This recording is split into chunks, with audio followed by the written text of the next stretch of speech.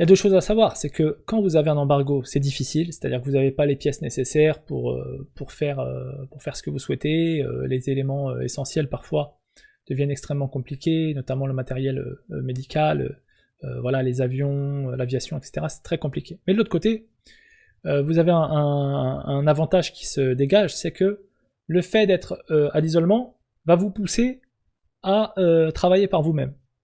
Et donc, vos ingénieurs, vous allez les payer convenablement et vous allez les mettre au travail parce que sinon votre État va s'effondrer. Et je pense que c'est le cas de l'Iran. L'Iran a très bien compris, ça fait combien de temps que l'Iran est sous embargo? 40 ans, je sais même plus. Et ils se retrouvent à devoir tout faire eux-mêmes. Et donc quand vous faites tout vous-même, vous avez ensuite la connaissance nécessaire pour vous développer.